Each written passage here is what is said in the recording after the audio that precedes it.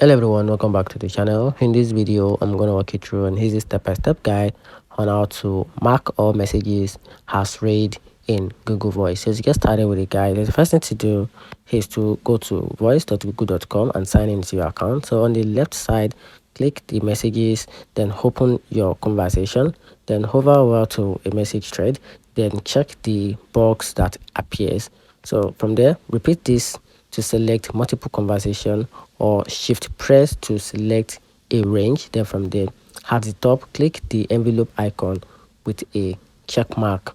Then as this, so this mark as read message. So here's the important note that on the mobile app, you can only mark individual conversation as read. There is no mark or option currently on the mobile app, and that's it. Find the video, upload the video, turn on the notification button and subscribe for more. Thanks.